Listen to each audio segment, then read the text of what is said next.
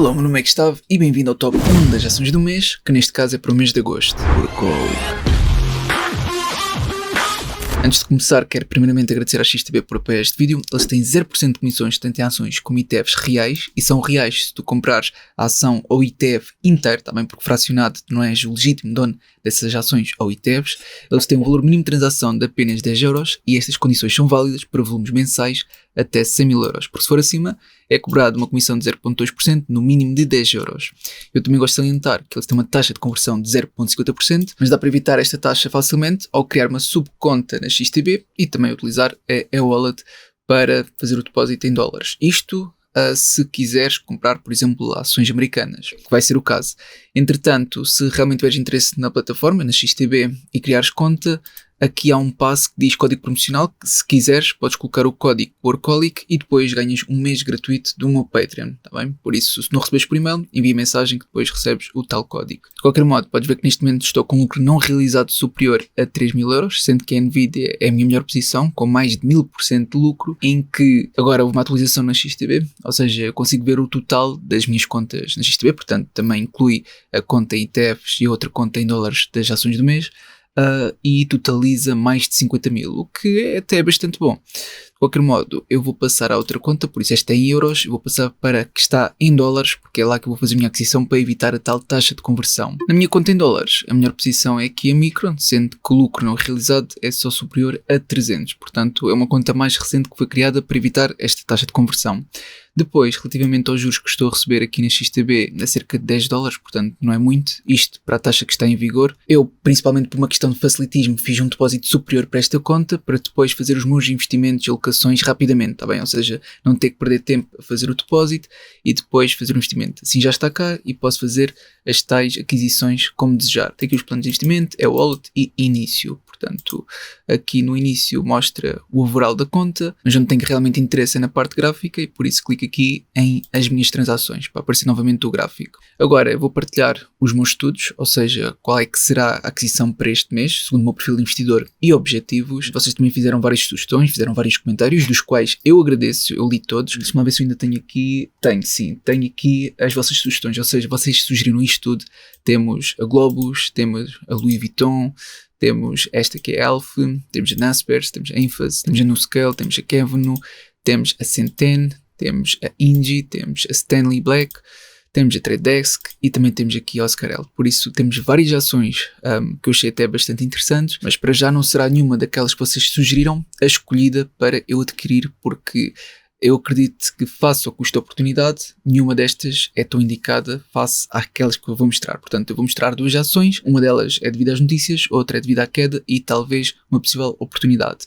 E qual é essa ação? É aqui a Accenture. A Accenture, desde os máximos absolutos até o preço atual, teve aqui uma queda de cerca de 30%, quase, está bem? Por isso, muito próxima do nível de suporte que eu tinha traçado, que até é interessante porque está a ganhar aqui algum suporte neste nível. No entanto, o FM System continua a mostrar sinais que pode continuar a cair, e se olharmos para as médias móveis, a começar pelo Simple Moving Average, ainda não mostra quaisquer sinais de inversão para curto prazo. Portanto, cruzou aqui para queda, está bem? Por isso ainda não cruzou outra vez, e para médio prazo, que cruzou aqui, ainda não tem também quaisquer sinais que poderá inverter para médio prazo. Por isso, neste momento, o que indica que ainda poderá continuar a cair e talvez até romper este nível de suporte. Por isso temos que ter cuidado, porque se realmente romper, então ainda pode ser muito mais. Agora, o preço atual da mesma está nos 283, com um time frame diário podemos considerar que é uma empresa estável, ou seja, sempre que teve uma queda ganhou suporte no nível do SMMA, exceto no momento atual, mas se olharmos para o passado, várias vezes ganhou este suporte ao tocar no SMMA, o que é um aspecto positivo, está bem, mas isto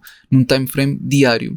Portanto, houve aqui algumas vezes que falhou, muito pouco, mas maioritariamente é uma empresa estável. Se olharmos para um time frame de 2 em 2 horas já não iríamos ver isto, mas para um time frame diário, sim, é uma empresa estável.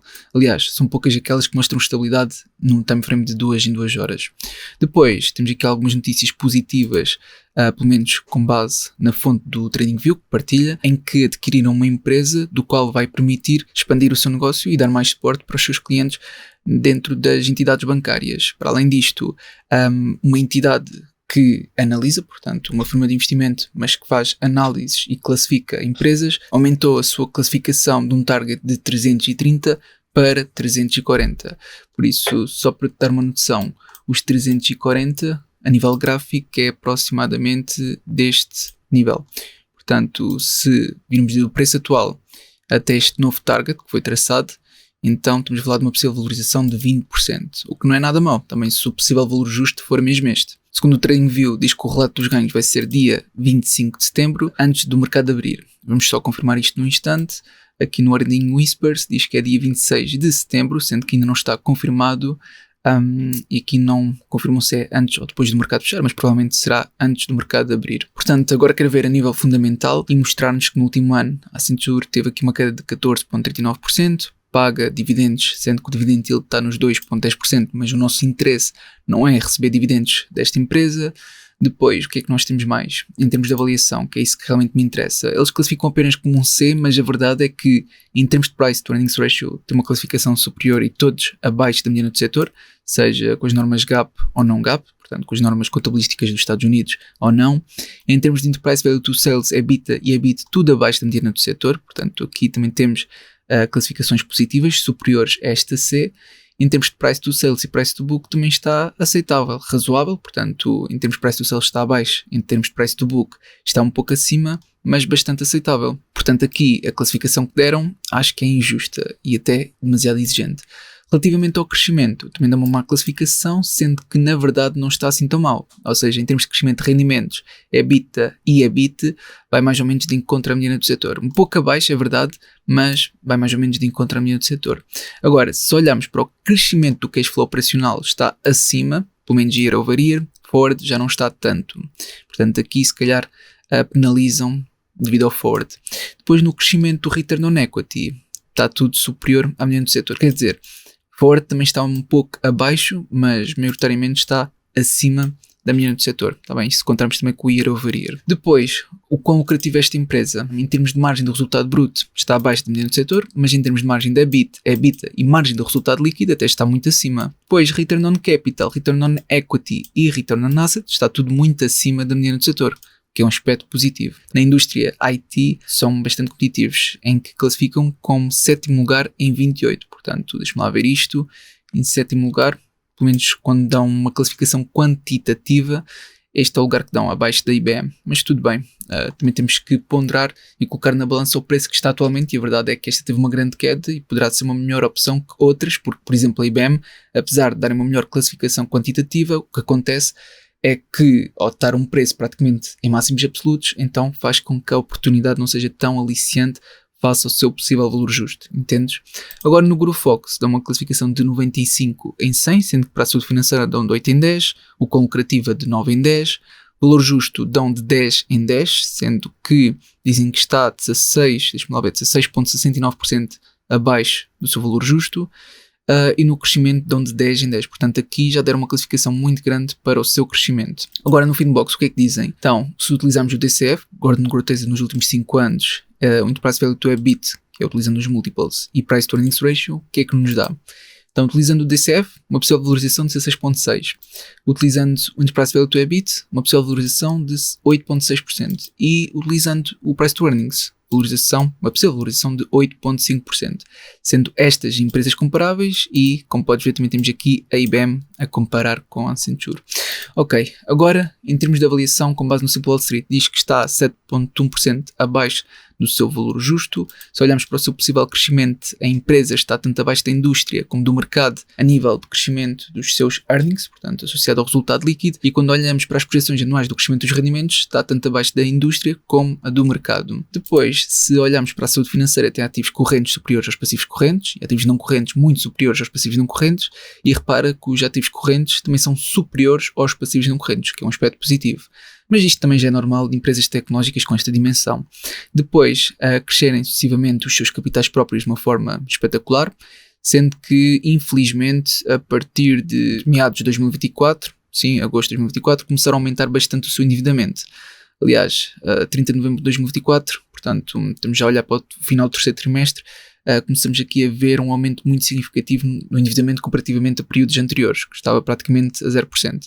Por isso, temos que ter atenção a isto se aumenta muito mais o seu endividamento. Depois, não temos aqui informações por parte do Simple Wall Street relativamente a vendas ou compras por parte dos insiders, mas se olharmos para este site, que é o Open Insider, vemos que houve realmente muitas vendas por parte dos insiders, portanto, CEOs, COO, CFO, houve várias vendas e isto assusta-me. Porquê?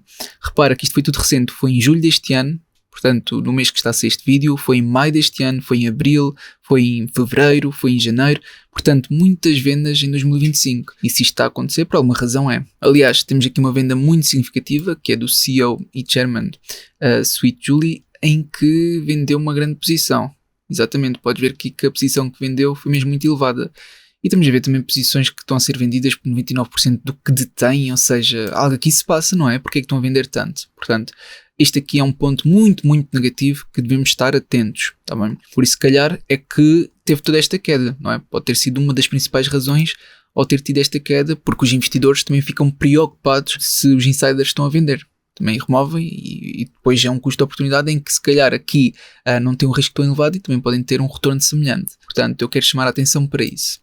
Agora, no Stock Rover, mostra uma margem de segurança de 22%, um value score de 85%, outro score 90%, qualidade 95% e, segundo a classificação de analistas, é mais um buy do que um strong buy. Utilizando o Stock Analysis, com base na classificação de 19 analistas, é mais um buy do que um strong buy, mas também não está muito distante. Com base no Market Beat, é uma compra moderada, sendo o possível upside de 28,62%, e utilizando o Market Watch, a recomendação de compra face ao mês passado aumentou em 1. Pronto, agora, utilizando o plano Pro do Investing.com, diz que está a ter um desempenho bom, com possível upside de 11,7%, mas a verdade é que pouco disto importa se tiverem de destruir valor para a empresa. E é isso que o meu fecheiro, que eu agora vou partilhar contigo, nos vai dizer, utilizando o Economic Profit como modelo de avaliação, tá bem? Eu já vou-te explicar um bocadinho mais. Eu já coloquei aqui a ACN, portanto isto já importou todos os dados, isto também é rápido de importar. Isto aqui, o Economic Profit, foi algo que foi dado na minha cadeira, tá bem? Por isso, aqui o objetivo é entender se a empresa está a criar ou destruir valor com base no NOPLAT, portanto, olhando para o resultado operacional deduzido de impostos e depois deduzimos a isso tanto o capital investido, porque é importante termos noção do capital que é investido está a ser alocado de forma eficiente, e do WACC, que é o custo do capital médio ponderado, tanto próprio como alheio. Está bem? Por isso isto é tudo importante. Por isso, isto em primeiro lugar diz-nos que, deixa-me lá vir aqui mais para baixo, que as contas já estão feitas, que em termos de retornos anuais, não olhes ainda para a possível valorização ou desvalorização, olha para o meu RAT, ou seja, em termos de retornos anuais, se a empresa cria ou destrói valor, ela está a criar valor, está bem? Porque se fizermos aqui o ROIC, está bem? Que é o equivalente a TIR, a deduzir pelo WACC, então dá-nos algo superior a zero. E atenção que esse superior a zero até que não é nada mau, apesar de ano após ano estarem a diminuir. Portanto, estão a criar cada vez menos valor, o que é um aspecto negativo, mas até agora estão a criar. Portanto, isso é um aspecto positivo. Agora, face ao preço atual, será que justifica? O que acontece é que, tendo em conta o market value added, e depois calcularmos o equity value, faz com que a possível valorização, tendo em consideração o preço atual, mesmo já considerando a queda que teve, mostra uma possível desvalorização de 37,85%, que é muito elevado, não é? Mesmo para o valor acionista, utilizando já o Enterprise Value, temos de 37,03%, portanto é uma queda muito acentuada. É claro que aqui o meu modelo é exigente, tem também outras coisas em consideração, empresas tecnológicas, até faz sentido mostrar todo este prejuízo, não considerando as projeções, talvez otimistas, que poderão haver no futuro com base no crescimento acelerado na tecnologia, mas mesmo assim temos que ter atenção a isto, está bem? É um cuidado a ter. Depois na qualidade de informação, esta parte ainda não tinha visto. Aqui mostra que está dependente do sistema bancário, mas isto não é verdade. Aqui tenho que fazer uma correção, porque nesta empresa em específico, normalmente eu já fiz vários testes em várias empresas, mas aqui para a tesouraria líquida dizer que está dependente do sistema bancário, é porque houve aqui um pequeno erro. Deixa-me lá ver. Isto tem-se que olhar para o fundo de maneio. Não, repara. Aqui está tudo verde. Portanto, aqui não deveria dizer que... Exato, deve ter sido algum erro na programação. Nós depois vamos ajustar isto. Mas acontece que está tudo verde. Portanto, na tesouraria líquida até está ok. Temos aqui um ponto amarelo quando olhamos para o grau de liquidez. Sendo que eles aumentaram de facto o endividamento face aos anos anteriores. Isto talvez esteja a insinuar isso, está bem, por causa deste aumento de endividamento que tiveram. Mesmo assim, eu tenho que rever isto. Pronto, de qualquer modo, eles passam na parte do Dupont, da análise do Dupont e análise económica, está bem? Portanto, quando nós olhamos para o nível 1, 2 e 3, isso passa em todos os níveis. Depois, esta parte das depreciações também tem que ser revisto, mas isto já tinha sido dito, penso, no episódio de dividendos. Mas sim, agora o da Madorante também já foi visto e vai ser melhorado. Na parte do DCF em avaliação, isto também é utilizando o Discounted Cash Flow nos últimos 5 anos, em que o share também é exigente, diz que existe uma possível desvalorização de 29,49%. Por isso temos de ter também atenção a isto. Não vale a pena mostrar o DDM, posso mostrar sim os multiples para entendermos se, comparativamente a outras empresas, que estas são as empresas comparáveis que foi buscar, se realmente há aqui uma possível valorização e desvalorização, mas aqui também mostra uma possível desvalorização. Pronto, então quer dizer que o meu share classifica mais como algo negativo, ou seja, que não deve ser adquirido. Portanto, o que é que eu decidi fazer? Decidi também procurar uma possível alternativa e comparar com esta possível aquisição, portanto, comparativamente com a ACN.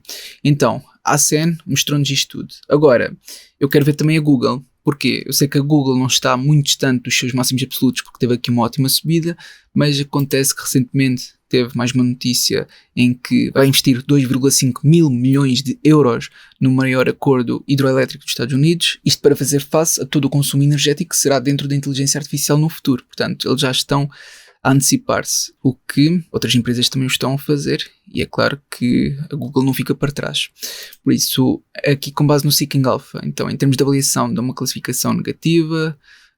Ok, vamos olhar primeiro para a classificação porque já sabemos que teve toda esta subida. Ok, realmente o Price to Earnings Ratio está superior à mediana do setor. Em termos de Enterprise Value to Sales, EBIT e EBIT está mais ou menos de encontro ou acima, por isso mais para o aspecto negativo. Price to Sales e Price to Book também muito acima, por isso em termos de avaliação não está tão apelativo como nós gostaríamos, mas também considerando a Google como uma growth stock, é normal que estes rácios sejam mais elevados devido ao possível crescimento que poderá ter. Depois, relativamente ao crescimento, realmente, crescimento de rendimentos, EBITDA, EBIT, está tudo muito acima da mediana do setor. Depois, crescimento do cash flow operacional, também muito acima da mediana do setor, e mesmo o crescimento do return on equity muito acima, exceto no Ford, aqui sim está abaixo. Depois no Guru Focus dá uma classificação de 96 em 100, sendo para a saúde financeira dão de 9 em 10, o concretivo é mesmo a 10 em 10, momento 5 em 10, valor justo de 7 em 10, em que dizem que está sobrevalorizada por 5,98% e para o crescimento dão de 10 em 10. Depois para o valor justo, utilizando o Finbox, eu vou utilizar o DCF, o Enterprise Value to EBIT e o Price to Earnings Ratio, para os múltiples, sendo que utilizando o DCF diz uma possível valorização de 11,7%, utilizando os múltiples com base no Enterprise Value to EBIT de 5% e com base no Price to Earnings Ratio uma possível desvalorização de 1%. Depois, utilizando o Simple Wall Street, está subvalorizado por 4%. Se olharmos para as projeções futuras, em termos de earnings, está abaixo da indústria e do mercado, mas a distância também não é significativa. E com base nas projeções anuais do crescimento dos rendimentos, está superior ao do mercado, mas abaixo da indústria, o que não é mau de todo. Em termos da saúde financeira, ativos correntes superiores aos passivos correntes, ativos não correntes muito, mas muito superiores aos passivos não correntes, e ativos correntes o suficiente para fazer face tanto aos passivos correntes como aos passivos não correntes. Portanto, se olharmos para o Debt to Equity, conseguimos também ver que os capitais próprios têm crescido continuamente e o endividamento tem estado constante. Portanto, isto já era de esperar pela Google. Agora, compras e vendas por parte dos insiders, aqui não nos diz nada, mas aqui diz-nos muito. E acontece também, houve muitas vendas por parte da Google em julho, em junho, em maio, em abril, março, fevereiro, janeiro, por isso em todos os meses há várias vendas da Google. Exatamente, em todos os meses também é normal. Google é gigante, mas também estamos a falar de diretor CEO. Ok, mas de qualquer modo as percentagens são pequenas, não se compara com as percentagens que vimos anteriormente. Depois no Stock Rover temos aqui uma margem de segurança de menos de 6%, portanto isto é algo negativo, sendo o Value Score de 71, Growth de 96, Qualidade de 100, Sentimento de 85 e com base na classificação de analistas é mais um Strong Buy do que um Buy. Depois no Alpha Spread diz que está sobrevalorizado por 14% no cenário base, no melhor cenário subvalorizado por 20% e no pior cenário sobrevalorizado por 31%. Depois, aqui no Stock Analysis, com base na classificação de 41 analistas, é mais um buy do que um strong buy. Aqui no Market Beat diz que é uma compra moderada com base na classificação de 42 analistas, sendo o possível upside de apenas 6,93%. E olhando para o Market Watch, a recomendação de compra mantém-se. portanto, faço o mês passado para agora. Depois no plano Pro do Investing.com diz que está a ter um bom desempenho, sendo possível upside de 5,7%, aliás 5,6%, que entretanto deve ter aumentado um bocadinho. Agora, o que nos resta ver é aqui no meu fecheiro, porque nós vimos anteriormente que para a ACN a possível desvalorização está aqui nos 37,85%, e atenção que não é por mostrar neste modelo, está bem, do Economic Profit, esta possível desvalorização que realmente irá ter. Porquê? Porque se as projeções forem muito superiores àquilo que está projetado, porque aqui está calculado com base em 2025 e depois uma taxa perpétua, mas se o crescimento for muito superior a esse, porque nós colocamos aqui uma taxa perpétua até não muito elevada, então é claro que a possível valorização será superior. Aliás, se eu colocasse aqui a Nvidia, então viria exatamente isso. Mas eu vou colocar a Google, que provavelmente vai aparecer a mesma coisa. Dá aqui só uns segundinhos para isto importar. Portanto, isto está a importar os dados da demonstração de resultados, balanço, demonstração dos fluxos de caixa, já está isso tudo feito, e agora as empresas comparáveis que também já está, e por isso já aparecem as informações. E acontece que na Google mostra uma possível desvalorização de 46%, tal como estás a ver, ainda é superior comparativamente à ACN. Ou seja, é claro que a empresa está a criar valor, porque repara que se olharmos para o Return on Invested Capital a deduzir pelo WACC, mostra muito superior aos 20%, portanto aqui uma média de cerca de 30%, que é bastante, só que face ao preço que a Google está atualmente, que está muito, muito elevado, diz que a possível desvalorização é de 46%, mas também aqui não tem em consideração o crescimento futuro que a mesma poderá ter. Aliás, ninguém sabe disso, não é? Os analistas colocam projeções, mas nunca sabem ao certo. Só que aqui nós utilizamos uma taxa de crescimento default para a perpetuidade, até que podes ver aqui que é os tais 2%, e acontece que a mesma, em princípio, crescerá a um ritmo muito superior a esse, mesmo na perpetuidade. De qualquer modo, a opção, na minha opinião, mais segura seria a Google, mas já sabes que eu prefiro algo um pouco mais arriscado e que o possível risco-retorno seja superior. Portanto, a minha escolha para o meu perfil de investidor e objetivos, isto não é aconselhamento financeiro nem recomendação de investimento, mas a minha escolha para o meu portfólio vai ser a ACN. Por isso, o que vou fazer é adquirir a mesma. Ou seja, eu vou procurar, deixa-me só apagar este gráfico, está bem? Eu vou procurar por ACN, que está aqui, temos a ação em CFD, atenção, não é CFD, no canto superior esquerdo eu escrevi ACN e apareceu duas opções, não é CFD, é ação, porque se for CFD não é sequer, é uma ação real, está bem, é um contrato por diferença, e nós não queremos isso, nós não queremos nenhum derivado, por isso eu clico aqui em ação e agora vai aparecer, vou arrastar o gráfico e aqui está. Portanto, tive toda esta queda, agora parece que está a ganhar algum suporte, mas, como vimos a nível de análise técnica, tanto no curto como no médio prazo, ainda não temos quaisquer confirmações, poderá realmente começar a subir a partir daqui, está bem? Mas mesmo assim, eu vou adquirir para longo prazo, por isso vou fazer a tal aquisição. Portanto, rato direito, nova ordem, aumentar aqui para, deixa-me lá ver quantas é que dá. Então, cada uma está a custar cerca de $284, portanto, nesta série eu adquiro cerca de $300 por mês, por isso só dá para uma. Eu digo só para uma porque eu só adquiro ações inteiras, entendes? Porque eu quero ser o legítimo dono dessas ações. Agora, comprar, ordem de mercado e confirmar. Portanto, a ordem foi executada, o mercado está aberto, por isso já está no meu portfólio. Entretanto, ver aqui no portfólio, só aumentar, por isso vou aumentar mais um pouco. Pronto, tinha aqui a Accenture, por isso foi a primeira aquisição que está feita, ou seja, começo com um prejuízo inicial de cerca de 21 cêntimos. Caso queiras ver também as minhas ações perdedoras, ou seja, aquelas que estão a ter o maior prejuízo, eu vou-te mostrar tanto aqui na minha conta em euros, está bem? Para tu veres quais é que são as piores posições, e depois em dólares. Só para haver aqui uma total transparência e não te mostrar só as posições que estão a ter um melhor lucro, mas também aquelas que estão a ter menos. Por isso, se olhar aqui para baixo, a minha pior posição aqui é a Intel e é a Novo Nordisk, está bem? Pelo menos na conta em euros, e na conta em dólares. Provavelmente é uma que até foi sugerida, que tem um nome parecido com este, é Centene, que é dentro do setor farmacêutico de saúde, por isso sim, esta aqui que foi sugerida, está bem, que vai ser novamente analisada no futuro. Para já ainda não foi sequer ponderada a adquirir, porque eu ainda quero ver desenvolvimentos futuros, mas sim, é uma que certamente eu vou querer fazer um novo estudo para entender se devo ou não reforçar. Mas só para te mostrar que a melhor posição é a Micron, esta conta em dólares, mas a pior, exatamente, é a Centene. Até que o prejuízo que ela está a ter não é assim muito elevado, porque a Adobe, mesmo tendo um prejuízo de 20%, percentualmente, o impacto que está a ter no portfólio é de quase $200 negativos, entendes? Por isso, aqui estes 54 até estão melhores do que a Lululemon, que pelos vistos está a ter um prejuízo de 58,84. Só para tu teres noção que podemos olhar para o prejuízo ou lucro percentual, mas também é muito importante olharmos para os valores absolutos não realizados, entendes? Mas pronto, eu realmente espero que este episódio tenha sido informativo e útil, e se foi, não te esqueças de colocar um gosto para apoiar. Obrigado e até uma próxima.